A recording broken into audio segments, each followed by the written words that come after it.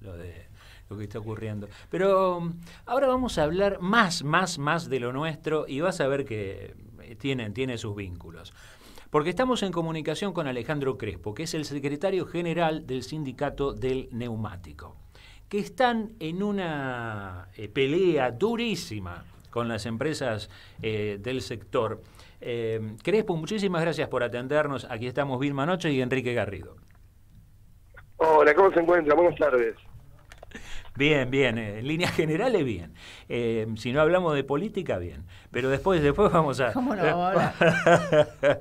Bien, Crespo, como decía, están en una paritaria complicadísima. Y esto lo digo para que nuestros oyentes estén también al tanto.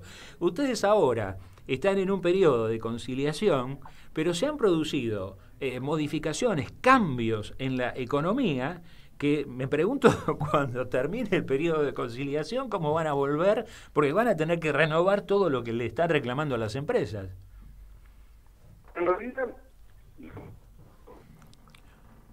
A ver, no lo estamos escuchando, no sé si es la ubicación, si no se puede mover escuchando un poquitito. Sé que estás ahí. A ver.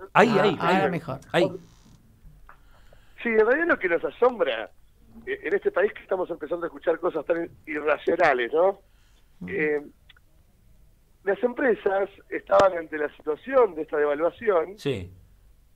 Coincidió con la audiencia paritaria que teníamos. Claro. Y mientras estamos en la audiencia paritaria, nos comunican desde todas las fábricas que estaban frenando los camiones que salían de los depósitos. Claro.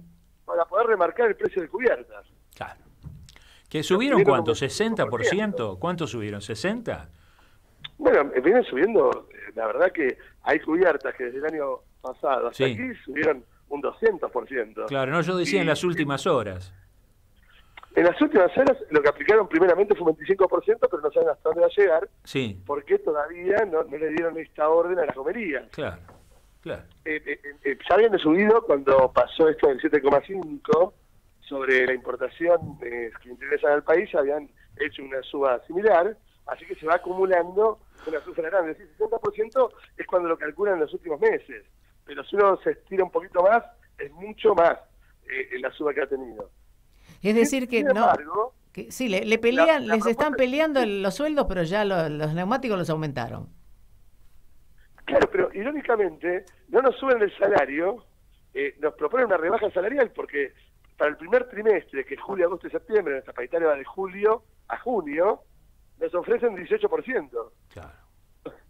Así que 3 meses con 18%. Un despropósito. Ya entramos en una rebaja salarial hecha y derecha. Claro.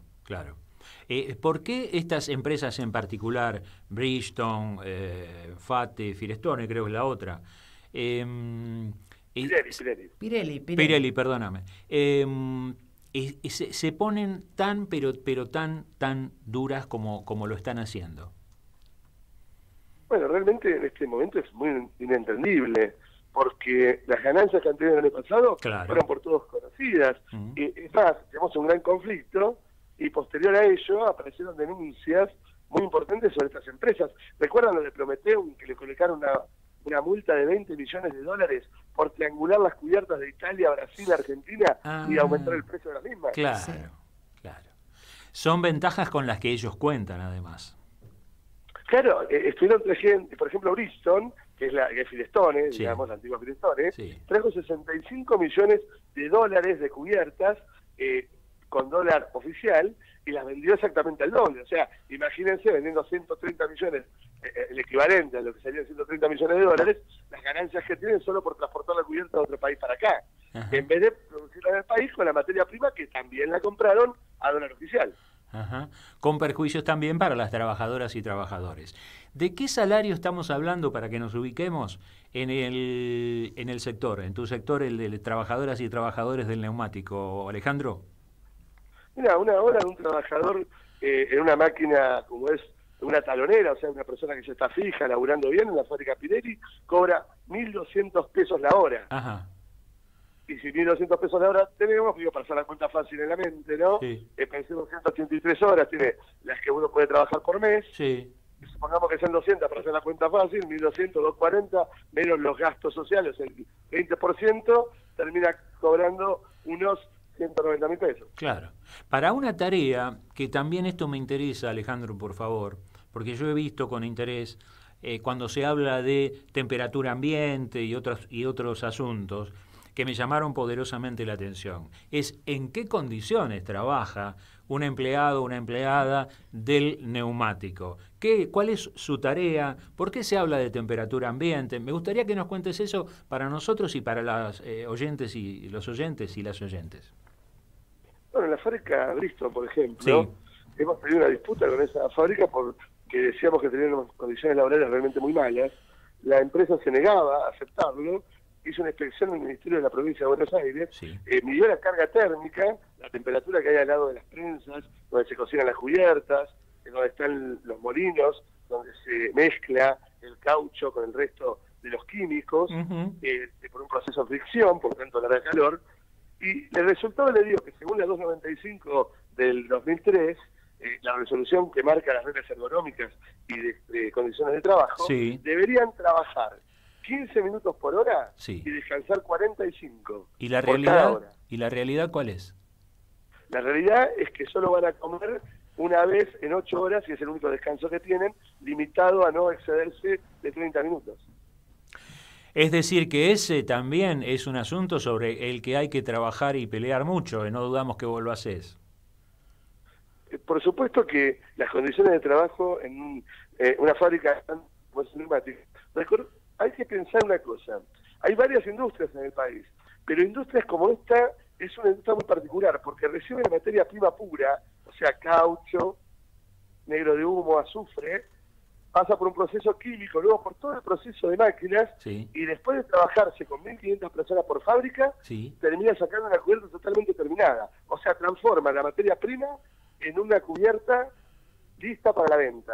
Es un proceso completo de producción. Complejo, y además estás mencionando tóxicos también. Por supuesto, las situaciones de los Banbury, que son donde se hacen las mezclas de los productos químicos y se generan claramente con muchas sustancias que generan muchos problemas pulmonares, hay una situación de pigmentación y de tener en el aire sustancias que muchas de ellas se ha comprobado que las propias fórmulas que se producen en el ambiente cuando se mezclan entre sí, aún sin querer, terminan siendo cancerígenas. Es un tema muy complejo, la situación de los Banbury en todo el mundo, y particularmente donde no hay un cuidado para que el material particulado no esté en el aire, con la correcta aspiración y demás, genera problemas graves a la salud de los trabajadores. Por lo tanto, es un trabajo muy complejo. Así como también tenemos grandes levantamientos y en las zonas donde hay calor, una carga térmica muy elevada. Es un gran ejemplo que estás dando cuando estamos hablando de gente proponiendo que quede todo en manos de los privados, ¿no? La negociación de ustedes y las realidades en las que se trabajan. Claro. Y además, en medio de un conflicto, como te ha sucedido, la justicia te ha sobreseído hace poco, ¿no? Ingresa la justicia penal, porque enseguida las empresas van cuando hay algún problema, van a la justicia penal, que los ayuda siempre poquito, en este caso, por suerte, ya terminó, pero te habían acusado de amenazas coactivas, ¿no? Coactivas. Sí, en una mesa de negociación. Claro. No es que por la calle nos cruzamos con alguien y pasó algo. Sino que me acusaban por defender los derechos de los trabajadores. En una mesa donde denunciábamos que se estaba hostigando y poniendo en riesgo la salud de los compañeros, consideraron que eran amenazas y terminaron en la denuncia penal. Por eso digo que hay que cuidar mucho los derechos de los trabajadores conflictados durante tanto tiempo y hay que ser muy firmes en esto. Hay cosas que no se pueden admitir. Alejandro, nosotros estábamos hablando antes de comunicarnos con vos del CONICET, con una directiva, ¿no?, del CONICET, por lo que ya estarás en conocimiento, ¿no?, por esta amenaza contra la institución, y sabemos que ustedes están trabajando precisamente con un investigador especialista en el movimiento obrero, con Hernán Camarero, es así, estoy diciendo bien, y están trabajando están un estudio con los propios trabajadores del neumático. Es una investigación muy interesante lo que están haciendo. una encuesta en todas las fábricas ¿Sí? Que están siendo llenadas por miles, por los compañeros, para ver su realidad física, qué realidad económica tienen, cómo afecta a la familia estos turnos rotativos, el dejar a la familia de noche, los sábados y domingos, y lo hacemos con profesionales, como vos decís, que claramente tienen que ver con la defensa de los trabajadores, porque la defensa de los derechos se tiene que dar en todos los ángulos, también en el ángulo intelectual, porque las empresas pretenden poner argumentos como que ellas serían las únicas que tienen profesionales, y los trabajadores, por suerte organizados, podemos defendernos. Sería muy triste que los trabajadores no podamos organizarnos para defendernos con todas las herramientas que nos corresponden.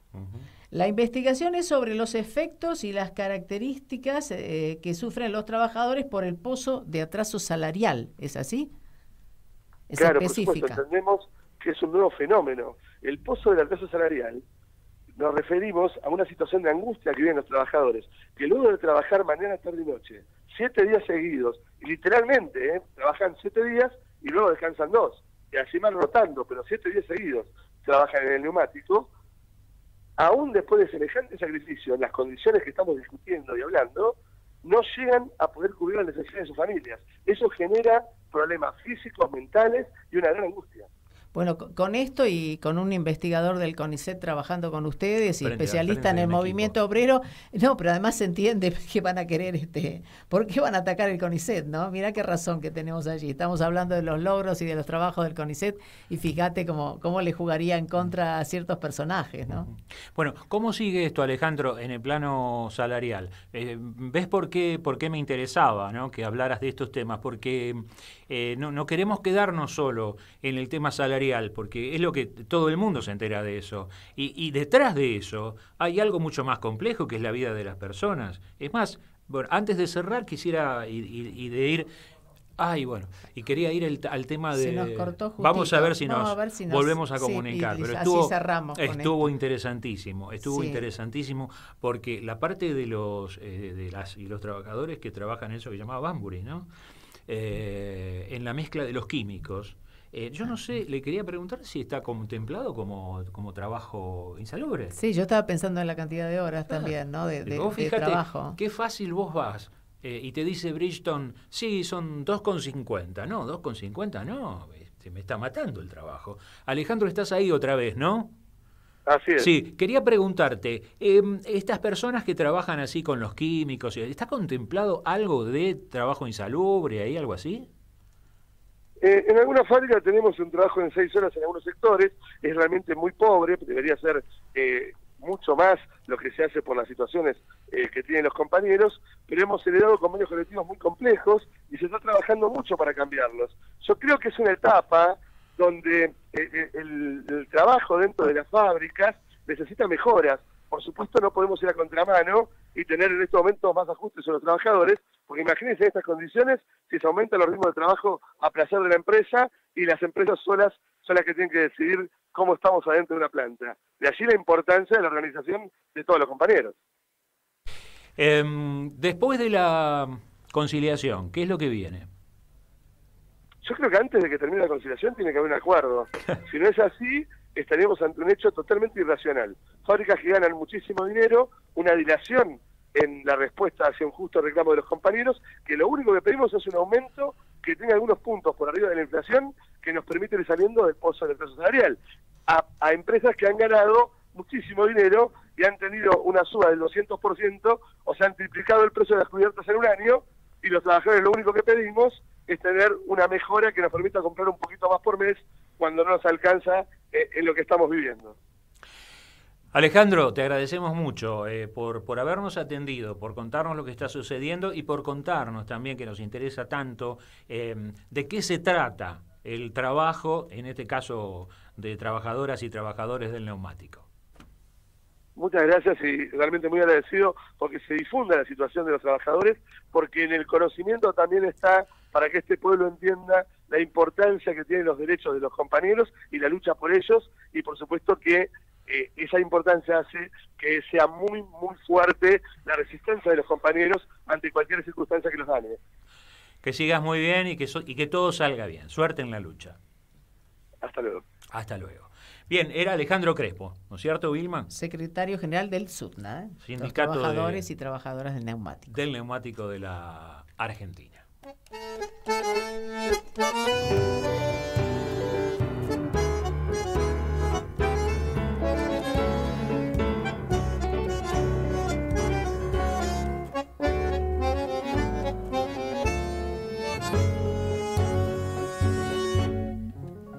Yo soy la que zafó de los mandatos, se rebeló de pie y plantó bandera, y se quedó bancándolo un buen rato a proclamar la lucha de quien era. Y soy la que de noche en el silencio enreda un desamor en sus caderas,